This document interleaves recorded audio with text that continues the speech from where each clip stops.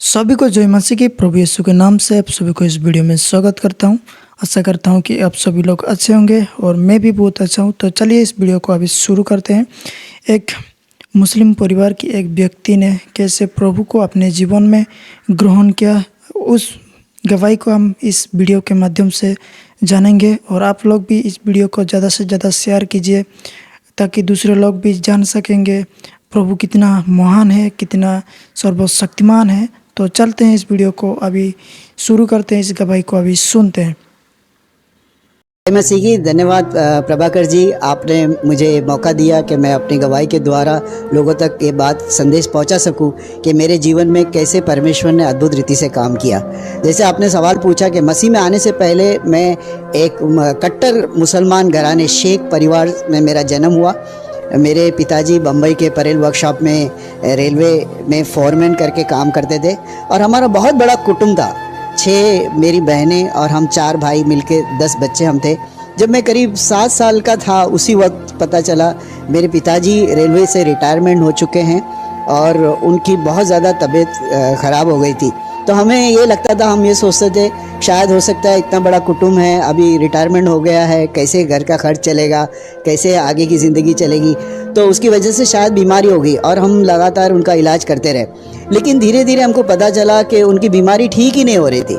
तो क्योंकि हमें ये इस बात का अंदाज़ा बिल्कुल नहीं था कि उनकी बीमारी शारीरिक बिल्कुल नहीं थी, उन्हें किसी ने जादू टोना किया था जिसे हम ब्लैक मैजिक कहते हैं। और उस जादू टोना के असर की वजह से वो बहुत ज़्यादा तकलीफ़ उन्हें सहनी पड़ी, खून की उल्टियाँ करते थे और हालत इस दिशा में पहुंच गई कि उनकी सारे दवाइयों में, इलाज में हमारा सारा पैसा खर्च हो गया। और अंतिम समय ऐसा आया कि उनका मृतक शरीर हमारे घर में पड़ा था और हम उनके शव को ले जाने के लिए भी हमारे पास पैसे तक नहीं थे। आस पड़ोस के लोग आए और उन्होंने चंदा इकट्ठा करके किसी तरह से मेरे पिताजी का मृतक शरीर तो उठा लिया गया। लेकिन अब मेरे पास सबसे बड़ा सवाल ये था कि मैं आज के बाद मैं किसे अपने अब्बा पिता कहकर मैं पुकारूं। अक्सर अपनी माँ से मैं सवाल करता कि सबके तो पिताजी होते हैं, सबके अब्बा होते हैं, लेकिन मेरा पिता कौन है, मेरा अब्बा कौन है। और जब भी मैं देखता है कोई पिता अपने बच्चों के साथ उसकी उंगली पकड़ के जा रहा है तो मुझे बहुत दुख होता है। मैं रो रो कर मम्मी से आके बार बार यही सवाल दोहराता। सो इस तरह से हमारी ज़िंदगी की शुरुआत हुई और धीरे धीरे मैं बढ़ता गया। पैसे की कमी के कारण घर की हालत बहुत ख़राब थी। मुझे एक अनाथ स्कूल में उर्दू मीडियम में डाला गया, जहाँ पे मेरी उर्दू मीडियम में मेरी शिक्षा वहाँ पे शुरुआत हुई। और घर में कोई पैसा खास नहीं था, सिर्फ हमारी प्रॉपर्टी के नाम पे एक छोटा सा एक बम्बई में घर था, वो भी खुद का घर नहीं था, जिसे पगड़ी सिस्टम कहते हैं। तो वो एक पगड़ी का घर था और उस घर के अलावा हमारे पास और कोई धन संपत्ति नहीं थी। फिर मेरे बड़े भाई जो मुल्ला थे और भी उनके बहुत साथी जो मुल्ला, उन्होंने साथ मिलकर ये फैसला किया कि हम कोई बिज़नेस शुरू करेंगे ताकि हमारा घर का कारोबार ठीक तरह से चल सके। तो इस तरह से मेरे बड़े भाई ने उन पर विश्वास करके जो पगड़ी वाला घर था वो भी देकर उसके हाथ में सारा पैसा दे दिया। उन्होंने टेम्पररी एक अरेंजमेंट किया एक घर के लिए और फिर हम लोग वहाँ जाके रहने लगे। और कुछ ही महीने के बाद हमको पता चलता है कि कोई बिज़नेस नहीं है। जब मेरे बड़े भाई ने उनसे पूछा उस मुल्ला से कि क्या हुआ हमारे, तो उन्होंने बहुत ज़्यादा गुस्सा हुए और उनसे कहा कौन सा पैसा डायरेक्ट, क्योंकि कोई लिखा पढ़ाई नहीं हुई थी, कोई एग्रीमेंट नहीं हुआ था। उन्होंने कहा कि कोई बिज़नेस नहीं और वो घर से भी हमें निकाल दिया। तो आप सोचो, इतना बड़ा कुटुंब है, ना रहने के लिए घर है, ना खाने के लिए खाना, ना पहनने के लिए कपड़ा। इस दशा में मेरी शुरुआत हुई और वहाँ से हम दर बदर हम गुजरते रहे, दर बदर हम फिरते रहे और हर दिन रात हम मेहनत करते रहे। और फिर किसी ने सलाह दी हमारे, क्योंकि हमारे ख़ानदान जो है वो हैदराबाद से ताल्लुक़ रखते थे, तो कहा कि वहाँ हैदराबाद में कॉस्ट ऑफ लिविंग कम होती है। बड़े भाई ने कहा मैं यहाँ रुक के थोड़ा बहुत कुछ काम कर लूँगा, आप लोग सारा परिवार वहाँ चले जाओ। और हमें बम्बई से हैदराबाद हम लोग शिफ्ट हो गए। और वहाँ पर मैं जिस वक्त मैं 5वीं क्लास में मैं पढ़ता था और बहुत हालत ख़राब थी। कई बार ऐसे लगता था कि घर का हालत इतनी कमज़ोर है। महीने में एक बार मेरे बड़े भाई 100 रुपये तनख्वाह हमारे मनी आर्डर भेजते थे सारे घर के खर्च के लिए। और जब वो आती नहीं थी मनी आर्डर तो मेरी मम्मी पोस्टमैन की राह देख देख के कई बार बेहोश हो जाती। फिर मैंने सोचा कि कम से कम कुछ नहीं मैं कर सकता हूँ तो कम से कम मैं एक घर का एक व्यक्ति का खर्च बचा दूँ और मैं कम से कम जाके अपने आप को ख़त्म कर दूँ। तो मैं कुएं में छलांग लगा कर मैं आत्महत्या करने की कोशिश की। लेकिन जब पानी में देखा तो अपनी माँ का अक्स नज़र आया। मैंने सोचा मैं तो इस दुनिया से चला जाऊंगा, लेकिन मेरी माँ का क्या होगा। इस तरह से वहाँ से वापस आया। फिर एक माचिस की फैक्ट्री में मैंने काम करने लगा। रात शाम के वक्त काम करता, दिन में स्कूल जाता। मुझे अभी भी याद है, मेरी पहली तनख्वाह पूरा हफ्ता मैंने काम किया था और मुझे सिर्फ एक हफ्ते की 24 पैसे मुझे सैलरी मिली थी। 25 पैसे का उस वक्त कॉइन सिक्का होता था जिसको हम चाराने कहते हैं। मेरी इच्छा थी कि वो मालिक मुझ पर रहम करता और मुझे कहता कि बेटा ये ले ले, एक पैसा तुझे बोनस देता और चाराने देता। लेकिन मैं घर पे आके जब बहुत रोया तो मेरे बड़े भाई ने वो 24 पैसे लेकर मुझे 25 पैसे का एक सिक्का दिया और वहाँ पे मैंने वो सिक्का लेके कई दिन तक मैं बहुत खुश आनंद करता रहा। इस तरह से मेरी ज़िंदगी की शुरुआत हुई। लेकिन इस्लाम मेरे रग रग में बसा हुआ था।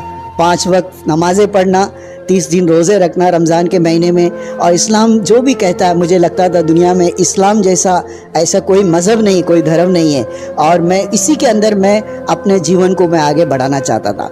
लेकिन धीरे धीरे हालात बदलते गए। जब वहाँ पे पैसे की कमी की वजह से बहुत तकलीफ़ होती रही हैदराबाद में, हमने मम्मी से कहा कि बम्बई जाएंगे, चाहे तो वहाँ पे बूट पॉलिश करेंगे, अखबार बेचेंगे, दूध बेचेंगे, कुछ ना कुछ काम करेंगे, बम्बई में पैसे मिलेंगे तो हम अपने घर को बचा सकते हैं। ऐसे करके हम फिर बम्बई वापस आए और बम्बई मैंने अपनी स्टडी उर्दू मीडियम में कंटिन्यू किया।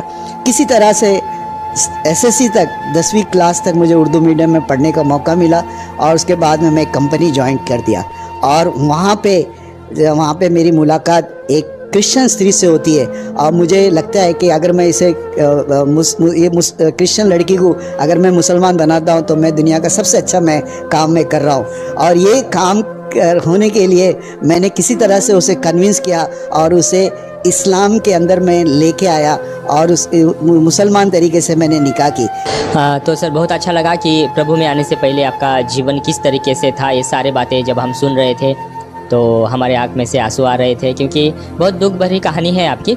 लेकिन अभी हमारे दर्शकों को आप बताइए कि आपके जीवन में ऐसा क्या हुआ जो आप प्रभु यीशु पर विश्वास करने लगे। आपके जीवन का टर्निंग पॉइंट क्या है? जी ब्रदर, मैं वही बात आपको बताना चाहूँगा। जैसे बाइबल में लिखा है कि भजन संहिता उसका 34वें अध्याय का वचन 1 से 4 में, मैं हर समय यहोवा को धन्य कहा करूँगा, उसकी स्तुति निरंतर मेरे मुंह पे बनी रहेगी। मैं यहोवा पर घमंड करूँगा, नम्र लोग ये सुनकर आनंदित होंगे। अब मेरे साथ यहोवा की बड़ाई करो और आओ हम मिलकर उसके नाम की स्तुति करें। मैं यहोवा के पास गया, तब उसने मेरी सुन ली और मुझे पूरी रीति से निर्भय किया। लेकिन इन वचनों का अर्थ मैं आपको जब बताने जा रहा हूँ, जहाँ से मेरी शुरुआत हुई थी बहुत ही भयंकर तरीके से, जिसे मैंने बताया मेरा बचपन बहुत ही आंसुओं के साथ पीड़ा में दर्द भरी ज़िंदगी मेरी थी। और शादी होने के बाद में मैं सोचता था कि मेरा ज़िंदगी अभी संवर जाएगा और बड़ी मुझे खुशियाँ मिलेगी। और मेरी पत्नी एक स्टेनोग्राफर का काम करती थी जो लगातार एप्लीकेशन पे, मेरी इच्छा थी कि मैं विदेश में जाकर मैं काम करूं। मैं डिज़ाइन इंजीनियरिंग में मैंने नाइट कॉलेज में मैंने अपनी स्टडी कंप्लीट की थी, तो मैं ड्राइंग का काम करता था, इंजीनियरिंग ड्राइंग का, और उसके लिए मैं लगातार कोशिश करता रहा। कहते हैं ना, अप्लाई अप्लाई नो रिप्लाई। कई साल तक मैं अप्लाई कर रहा और मुझे ऐसा लगता था मैं एक शेख परिवार से था तो मुझे गल्फ़ में विदेश में तुरंत मुझे जॉब मिल जाएगा। तो यीशु में आने से पहले मैंने एक मर्तबा अपना हाथ एक ज्योतिषी को दिखाया और उस ज्योतिषी से कहा कि बताओ कि मेरे भविष्य में क्या लिखा है। उसने मेरे हाथ की लकीरों को देखकर उसने कहा, बेटा ज़िंदगी में तू बहुत धन कमाएगा लेकिन कभी इंडिया छोड़ के कहीं वापस नहीं जाएगा, कहीं भी बाहर नहीं जाएगा, विदेश में कभी जा नहीं पाएगा तू। और ये बात मेरे जहन में बैठ गई थी। और मेरी पत्नी लगातार इंटरव्यू के लिए एप्लीकेशन भेजती, मैं जाता, इंटरव्यू देता, हर जगह से नाकाम होता और मैं वापस आता निराश होकर। तो 1 नहीं 2 नहीं 14 साल लगातार मैं कोशिश करता रहा, लेकिन कहीं से भी मुझे कोई आश्वासन नहीं मिला। फिर एक समय ऐसा आया 14 जनवरी 1994, जहाँ पे मेरी ज़िंदगी का टर्निंग पॉइंट था। लेकिन इस बारे में बोलने से पहले मैं और एक बात आपको बताना चाहूँगा कि 1984 में जिस वक्त मेरी शादी होके सिर्फ 4 साल हुए थे, जैसे मैंने बताया कि शुरुआत में मेरी हालत बहुत ख़राब थी, गंभीर थी और हम लोग अपना जीने की कोशिश किसी तरह से कर रहे थे। लेकिन 84 में हिंदू और मुसलमान का बहुत बड़ा रायट झगड़ा हुआ था बम्बई में और बहुत सारे लोग तितर बितर हो गए थे। मेरे घर पे भी लोग मारने के लिए आए थे हमें, लेकिन हम किसी तरह से बच के वहाँ पर निकल गए थे। तो उसी समय एक तरफ झगड़े हो रहे थे और दूसरी तरफ मैं बड़ी तरह से बीमार हो गया था, मेंटल टेंशन था, मुझे समझ में नहीं आ रहा था कि क्या करना है, क्या हो रहा है मेरे साथ। मुझे रात भर नींद नहीं आती थी। एक डॉक्टर से दूसरा डॉक्टर, दूसरे डॉक्टर से तीसरे डॉक्टर, सारे डॉक्टर्स मुझे चेक करते थे और मुझे कहते थे कि इसकी कोई बीमारी नहीं है, इसको कुछ अच्छे से कोई थिएटर में जाके अमिताभ बच्चन का एक पिक्चर दिखाओ, सब ठीक हो जाएगा। लेकिन मुझे पता था मेरी ज़िंदगी में क्या हो रहा है, मेरी हालत बहुत ख़राब है और मैं बिल्कुल, मुझे पसंद है, मुझे बार बार लगता था कि मैं अपने जीवन को ख़त्म कर दूँ, अपने आप को नाश कर लूँ। और इस दुविधा में कई सजेशंस लोग देते थे, आस पड़ोस के लोग होते थे, किसी पंडित के पास दिखाओ, वो उनको झाड़ू पोछा करेंगे, इस तरह से कई लोग। फिर एक दिन अद्भुत रीति से मुझे पता चलता है, मेरा एक भाई मेरे साथ जो रहता था कभी कभी, वो आके आधी रात में उसने बोलने लगा कि कुरान के अंदर एक चाकू रखा गया है, नींबू तो जादू टोना किया गया है, ऐसे ऐसे करके। तो हमें कुछ ठीक से समझ में नहीं आया, लेकिन कुछ समय के बाद में जब वो होशियार हुआ तो हमने उससे पूछा कि ये क्या क्या बड़बड़ा रहे थे नींद में। पहले तो उसने हिचकिचाया, कुछ बोलने का उसने साहस नहीं किया, लेकिन उसने फिर जब अपना मुंह खोला तो हम लोग आश्चर्य हो गए। मैं नाम लेना नहीं चाहूँगा, मेरे ही घर के एक व्यक्ति ने मुझ पर ब्लैक मैजिक यानी जादू टोना किया था, ताकि मैं अपनी पत्नी को अलग हो जाऊं और वो लोग मुझे फिर से शादी कर सके। उन्होंने पहले बहुत कोशिश की थी, उन्होंने मेरी दूसरी शादी करवाने की कोशिश की थी, उन्होंने पैसे का लालच दिया, बहुत कुछ किया। जब मैं माना नहीं, यहाँ तक कि चाकू से मारने की कोशिश तक की गई मुझे, उससे भी नहीं बन पड़ा, तो फाइनली उन्होंने जादू टोना का सहारा लिया। उन्हें लगा कि जादू टोना करने के बाद में शायद ये मान जाएगा और हमारे पास में वापस आएगा। लेकिन परमेश्वर का वचन में साफ तौर पे लिखा है, कोई जादू, जो गिनती की किताब उसका 23वां अध्याय का 23वें वचन में ऐसा लिखा है, कोई जादू टोना विश्वासी के ऊपर, इस्राएल के ऊपर असर नहीं करेगा। तो ये बात मेरे जहन में जब बैठी, जब हम लोग को पता चला कि जादू टोना है, तो मेरी पत्नी ने कहा कि देखो, आपने बहुत सारे डॉक्टरों का इलाज किया है, लेकिन अभी एक डॉक्टर बाकी है जिसका इलाज करना बाकी है, आप उस डॉक्टर के पास क्यों नहीं जाते? मैंने कहा बता भाई, वो कौन सा डॉक्टर है अभी तक जो बचा हुआ है, जिसका पास में गया ही नहीं? उसने कहा उसका नाम यीशु मसीह है। हालेलुया। जब उसने ये कहा तो मैंने अपने भाषा में, मैं उर्दू भाषा पढ़ने वाला व्यक्ति था, मैं उर्दू में मैंने बाइबल ख़रीदा और वहाँ जाके मैंने अपनी बाइबल लिया। पहली बार मैंने भजन संहिता 91 मैंने पढ़ना शुरू किया, जहाँ पे लिखा था, जो परम प्रधान के छाए हुए स्थान में बैठा रहे, वो सर्वशक्तिमान की छाया में ठिकाना पाएगा। मैं यहोवा के विषय में कहूँगा कि वो मेरा शरण स्थान और गढ़ है, वो मेरा परमेश्वर है, मैं उस पर भरोसा रखूँगा। वो तो तुझे बहली के जाल से और महामारी से बचाएगा, वो तुझे अपने पंखों की आड़ में ले लेगा और तू उसके पैरों के नीचे शरण पाएगा। उसकी सच्चाई तेरे लिए ढाल और झिलम ठहरेगी। तू न रात के भय से डरेगा, न उस तीर से जो दिन को उड़ता है। जब ये वचन मैं पढ़ रहा था, उस वचन पढ़ने से पहले मेरे हाथ ऐसे कांपते थे, मुझे डर लगता था। मेरी पत्नी की ओर जब मैं अंधेरे में नजर करता था, मुझे ऐसे लगता था अचानक से इसके दांत निकल आएंगे और मुझे खा जाएगी। ऐसे डरावनी मुझे ऐसे विजन्स आते थे। लेकिन जैसे ये वचन पढ़ा, मेरे अंदर ऐसा लगा कि किसी ने मेरे शरीर में कोई इंजेक्शन कर रहा है, केमिकल डाला जा रहा है, और मुझे एक अजीब तरह की एक शांति नजर आई। और पहली मर्तबा इतने दिनों के बाद में, जबकि मैं स्लीपिंग पिल्स खाने के बावजूद मुझे नींद नहीं आती थी, और पहली बार मैं शांतिपूर्वक मैं सो गया। जब सुबह सवेरे उठा तो मुझे लगा कि ये छोटी सी पुस्तक, ये मामूली पुस्तक नहीं है, इसमें कुछ शक्ति है, कुछ सामर्थ्य है, कुछ पावर है। मेरी पत्नी ने कहा था कि ये यीशु मसीह अगर आपको चंगाई देता तो उसे आपको अपना उद्धारकर्ता ग्रहण करना पड़ेगा। और ये बात मेरे जहन में अब तो थी, लेकिन जैसी चंगाई हुई, मैंने और पढ़ने के पहले मैंने सिर्फ यही सोचा था कि यीशु मसीह भी कुरान का एक हिस्सा है, जिसे हम लोग हज़रत ईसा अलैहिस्सलाम के नाम से जानते हैं, जो एक शाफी है, शिफा देने वाला है, यानी चंगाई देने वाला, एक हीलर है। तो मैंने कहा कि बाइबल पढ़ना मेरे लिए कोई गलत नहीं है, और मैंने उससे वादा भी कर लिया था। लेकिन धीरे धीरे जब ये बात आगे बढ़ती गई तो अभी मेरे सामने एक बहुत बड़ा चैलेंज था कि यीशु मसीह को अपना उद्धारकर्ता ग्रहण करना है, अपना नजात दहिंदा ग्रहण करना है। लेकिन मेरी कुरान में ये बात को बिल्कुल बात मानती नहीं, क्योंकि कुरान की आयत में लिखा है, कुल हुवल्लाहु अहद अल्लाहु समद लम यलिद वलम यूलद वलम यकुल लहू कुफुवन अहद। तो ये, मैं तो मस्जिदों में अजान देने वाला व्यक्ति था, 5 वक्त नमाज पढ़ने वाला व्यक्ति था, कुरान की आयतें पढ़ने वाला व्यक्ति था। ये बात जब कुरान जब साफ तौर पे कहती है खुदा का कोई बेटा नहीं है, ना उसके पिता का और बेटे का कोई रिलेशनशिप है, तो ये बात मेरे जहन में बहुत ज़्यादा हिट कर दी थी और मैं बहुत ज़्यादा परेशान था कि मैं आगे क्या करूं, कैसे इस यीशु मसीह को अपना उद्धारकर्ता ग्रहण करूं।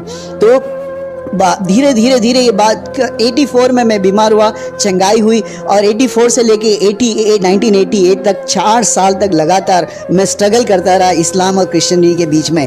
मुल्लाओं से सवाल करता, पादरियों से सवाल करता, हर कोई सवाल से मेरे तंग आ जाते, और अंत में सिर्फ यही कहते हैं कि आपके प्रश्नों का उत्तर हम दे नहीं सकते, आपका प्रश्न का उत्तर सिर्फ परमेश्वर ही दे सकता है। आपको पता है मुसलमान लोग कुरान पढ़ते हैं, ज़्यादा से ज़्यादा मुसलमानों को मैं ये बात सच कहता हूँ, उनको अरबी का मतलब मालूम नहीं होता है, क्या पढ़ रहे हैं उन्हें समझ में नहीं आता, लेकिन तर्जुमा है, हम चाहे तो पढ़ सकते हैं। तो एक मरतबा मैं कुरान अपनी उर्दू भाषा में मैं ट्रांसलेशन पढ़ रहा था, जहाँ पे लिखा था कि अगर हज़रत ईसा अल मसीह के बारे में आपको ज़्यादा जानकारी चाहिए तो आप इंजील पढ़िए। इंजील का मतलब क्या है? बाइबल।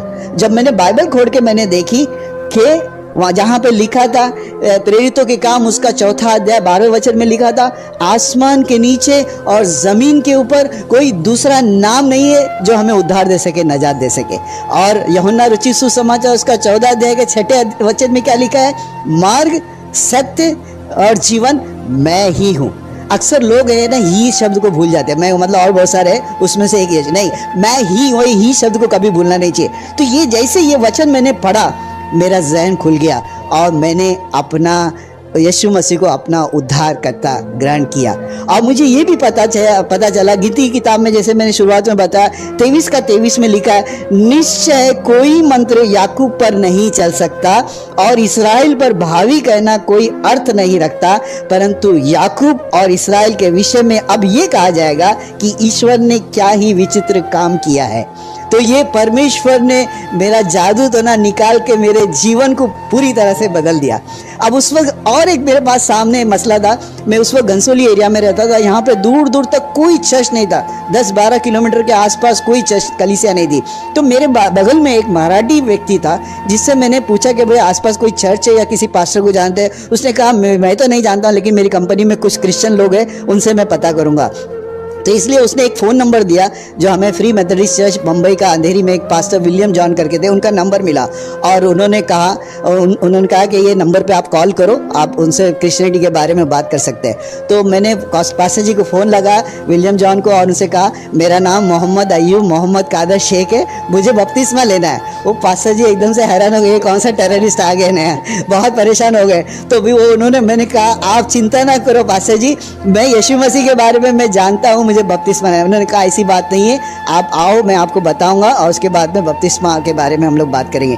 तो इस तरह से 1 जनवरी 1988 में बपतिस्मा के लिए मुझे बुलाया गया। वहाँ जाके मैंने देखा पवई लेक में एक लंबी कतार है, लाइन लगी हुई है, लोग जा रहे पानी में डुबकियाँ मार रहे हैं, बाहर निकल रहे। मैंने अपनी पत्नी से कहा ये सब क्या ड्रामा है, मुझे कुछ अच्छा नहीं लग रहा, हम लोग जाएंगे, चलो आराम से बम्बई थोड़ा घूम के वापस आएंगे। उसने कहा याद करो आपने वादा किया था, आपने प्रॉमिस किया था कि यीशु मसीह आपको चंगाई देगा तो आप बपतिस्मा लेंगे।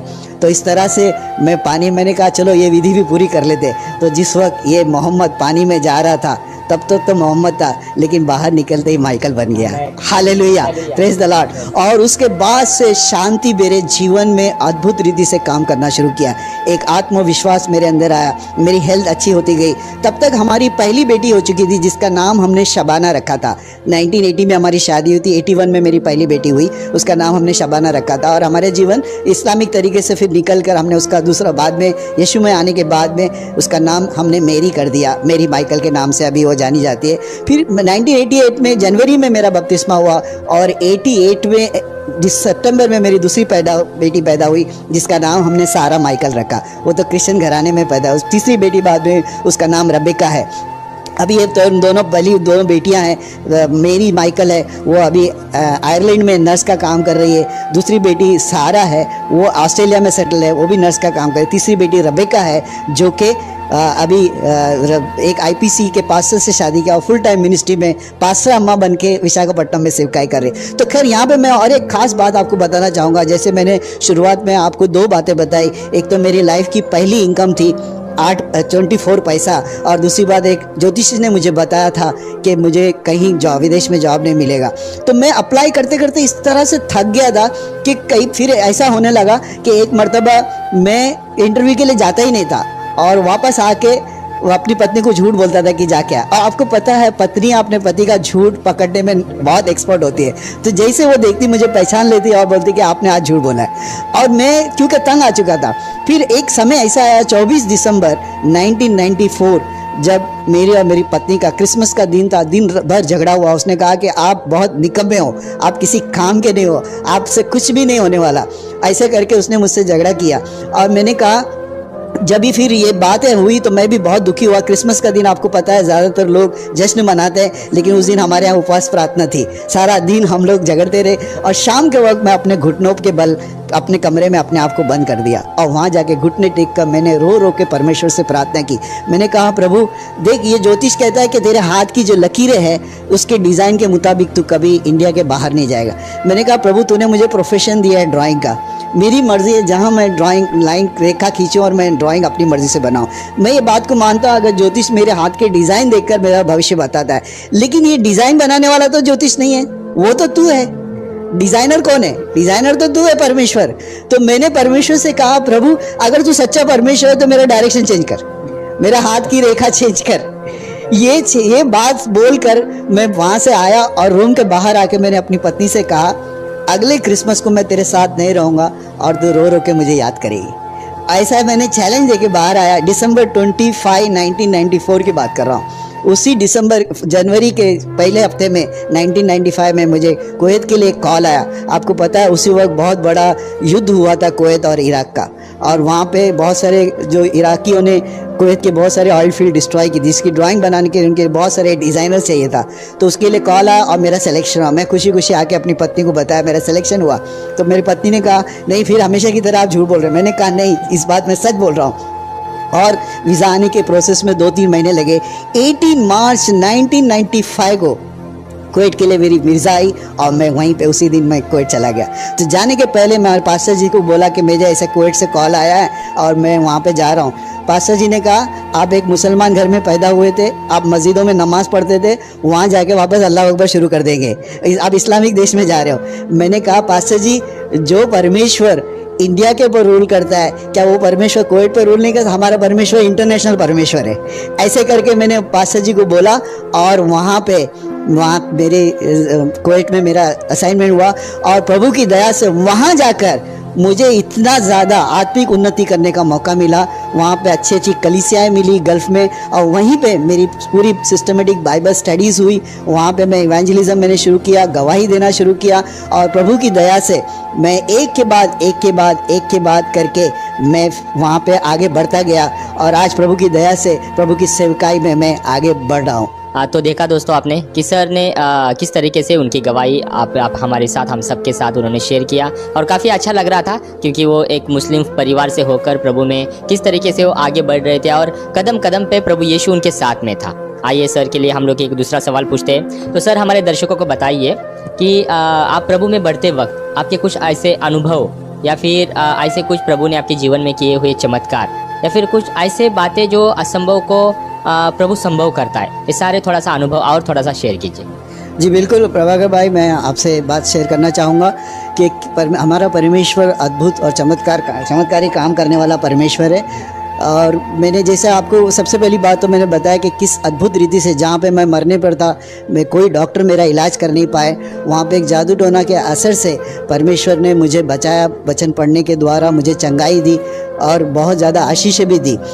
और मैंने आपको ये भी बताया कि एक ज्योतिष ने मेरा हाथ देखकर मुझे कहा था कि मैं हिंदुस्तान छोड़ के कभी नहीं जाऊँगा।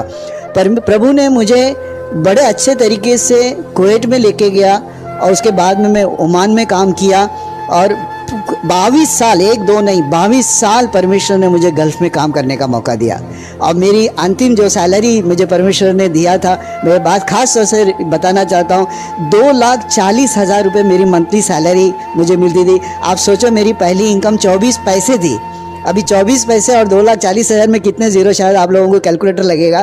तो ये परमेश्वर, अब सवाल ये है कि मैं ये परमेश्वर की इसलिए उपासना करूं कि परमेश्वर ने मुझे आशीष किया। वैसे अगर दुनिया में अगर सिर्फ पैसा ही चाहिए, धन दौलत चाहिए, बहुत सारे तरीके पैसा कमाने के, लेकिन ये सिर्फ पैसे के लिए है या शारीरिक हमारी आशीषों के लिए नहीं। परमेश्वर अनंत काल का जीवन का वारिस मुझे बनाया। मुझे अपना आपको मैंने पता था, मैंने आपको शुरुआत में भी बताया कि मैं हर बार मैं तरसता रहा कि मैं किसे अपना अब्बा पिता कह के पुकारूं।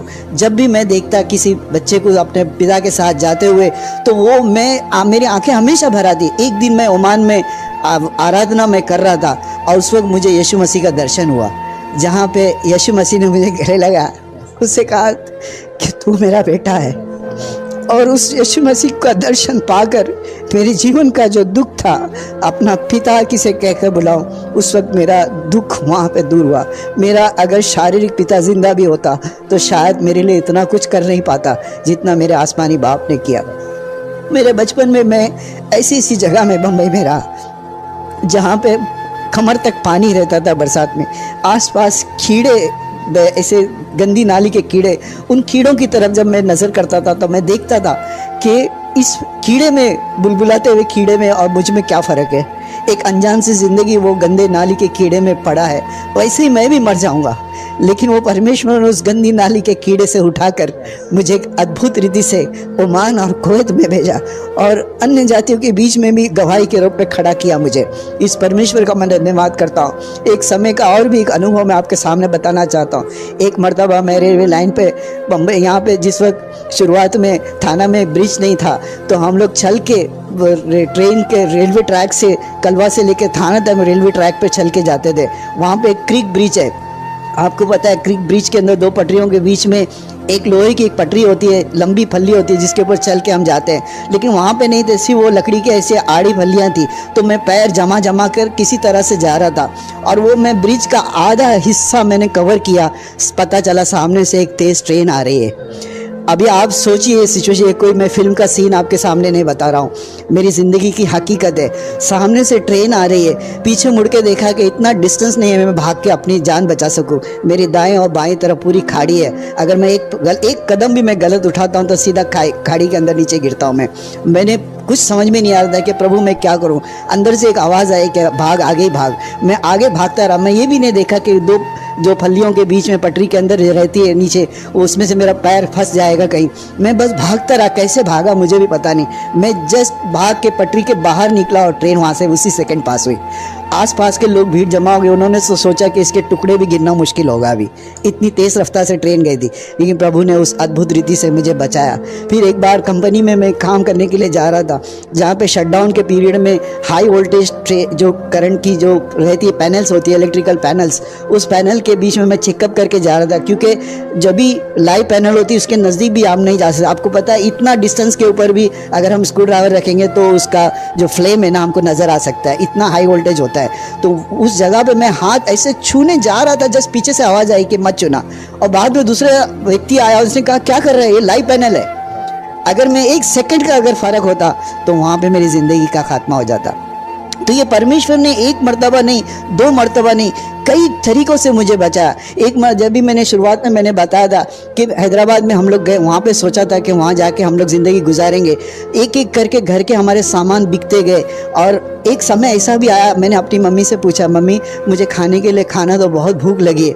मम्मी ने कहा बेटा रुक जा, अभी थोड़े समय और बचा है तो बन जाएगा खाना। लेकिन मैंने देखा खाना बनता कैसा, उस पतीली में पानी के सिवा चावल का एक दाना भी नहीं था। सारी रात ऐसे ही गुजर गई, भूखे पेट उठना पड़ा। और इन हालत से गुजरता हुआ मैं परमेश्वर के पास आया। लेकिन जब परमेश्वर ने कहा मैं तुझे कभी नहीं छोड़ूंगा, न त्यागूंगा, जिस दिन से मैंने यीशु मसीह को मैंने अपना उद्धारकर्ता ग्रहण किया, उसके बाद से मुझे कभी किसी चीज़ की मोहताजी नहीं हुई, कभी किसी चीज़ की परेशानी नहीं हुई। उसके बाद में अगर मेरी ज़िंदगी में अगर कुछ परेशानियाँ भी आई भी, उस यीशु मसीह के पास हर प्रश्न का उत्तर था, उसके पास हर सवाल का एक जवाब था। तो कभी भी मुझे कोई परेशानी नहीं आई। मैं परमेश्वर का मैं धन्यवाद करता हूँ कि वो परमेश्वर ने मुझे एक अद्भुत रीति से मेरे जीवन में कार्य किए। फिर उसके बाद में मैंने लगातार विश्वास में आगे बढ़ा। मैंने सिस्टमेटिक बाइबल स्टडीज़ की और मैंने डिसाइपलशिप ट्रेनिंग का कोर्स वहीं से मस्कत से कंप्लीट किया। उसके बाद में बम्बई आकर मैंने अपनी एक डिसाइपलशिप ट्रेनिंग कोर्स चालू किया और मैंने डिसाइपलशिप ट्रेनिंग अमेरिका से जो उसका ओरिजिनेटर है, जो ये कोर्स का फाउंडर्स है, उनके ऑफिशियल परमिशन के लेकर मैंने यहाँ पे डिसाइपलशिप ट्रेनिंग शुरू की। इसके अलावा मैंने फिर अभी 2018 में मैं गिडियन इंटरनेशनल जो संस्था है वो दुनिया के बहुत सारे देशों में जिसके ब्रांचेस है, हमारे इंडिया में भी करीब 2000 के करीब कैंप्स है उसके अंदर मैंने भागीदारी ली। और आज प्रभु की दया से इस गिडियन इंटरनेशनल का नवी मुंबई का मैं एरिया डायरेक्टर करके मुझे काम दिया गया है। और मैं यहाँ पे उसके द्वारा हम लोग पूरे देश विदेश में बाइबल हम लोग फ्री में बाइबल डिस्ट्रीब्यूट करते हैं ताकि बहुत सारे लोग यीशु में आएँ। क्योंकि परमेश्वर कहता है यूहन्ना 10 का 30 और 32 में, मैं और पिता एक है। यहूदियों ने उस पत्थरवा करने के फिर पत्थर उठाए। इस पर यीशु ने उनसे कहा कि मैंने तुम्हें अपने पिता की ओर से बहुत से भले काम दिखाए हैं, उनमें से किस काम के लिए तुम मुझे पत्थरवा करते हो? पिता और पुत्र एक ही है। जो यीशु मसीह मोहम्मद पैगम आने के 635 साल के करीब पहले आए थे, उन्होंने जिस बात की गवाही दी, जिन्होंने चमत्कार किए, जिन्होंने अंधों को आंखें दी, लंगड़ों को चलना सिखाया, गूंगों को बोलना सिखाया, बहरों को सुनना सिखाया, यहाँ तक कि मरे हुए लाजर को जिंदा तक कर दिया, वो यीशु मसीह के बारे में कोई 635 साल के बाद में व्यक्ति आता है, कहता है ये झूठा नबी है, ये परमेश्वर का पुत्र नहीं है। ये कैसे हो सकता है? ये तो संभव ही नहीं है। जिस यीशु मसीह के बारे में यशायाह नबी उसके पैदाइश के 800 साल के करीब पहले भविष्यवाणी की थी कि एक कुंवारी से जन्म होगा जिसका नाम इमानुएल रखा जाएगा, जो लोगों का उद्धार करेगा। तो ये परमेश्वर का पुत्र के बारे में आजकल की बात नहीं, हजारों साल पहले से जिसकी भविष्यवाणी की थी। तो ये मैं परमेश्वर का धन्यवाद करता हूँ। और इसके लिए परमेश्वर ने वादा किया था उसके चेलों के लिए। प्रेरितों के काम 1 का 8वें वचन में लिखा है, परंतु जब पवित्र आत्मा तुम पर आएगा तुम सामर्थ पाओगे और यरूशलेम और सारे यहूदिया और समरिया और पृथ्वी की छोर तक मेरे गवाह ठहरोगे। तो आज इसी वजह से मैं अपनी गवाही लेकर आप सभी के पास आता हूँ कि ये यीशु मसीह ने जो मेरे अद्भुत मेरे जीवन में काम किए, काश मेरे पिता के समय जो इसको जादू टोना किया गया, कोई परमेश्वर का सच्चा वचन अगर वो गिनती की किताब 23 का 23 सुना था और परमेश्वर का वचन उसके पास हो सकता है मेरे पिताजी बच जाते। मैं नहीं चाहता हूँ मेरी तरह से कोई अनाथ हो। मैं नहीं चाहता हूँ कि बिना उद्धार पाए लोग नरक के रास्ते में जाए। मैं नहीं चाहता हूँ कि कोई दुख उठाए, क्योंकि परमेश्वर ने कहा है, ऐ बोझ से दबे हुए लोगों मेरे पास आओ, मैं तुम्हें विश्राम दूंगा। इस पूरी जिंदगी में कहीं भी विश्राम नहीं है। आप चाहे लाखों करोड़ों रुपए कमा लो, धन संपत्ति बना लो, आप ढेर सारे आप अपने लिए आशीष प्राप्त कर लो इस धरती की, लेकिन आपको अनंत काल का जीवन का वारिस कोई नहीं बना सकता, क्योंकि आसमान और पृथ्वी के नीचे दूसरा कोई नाम है ही नहीं जो हमें उद्धार दे सके, नजात दे सके। तो इस परमेश्वर की उपासना क्यों नहीं करूं?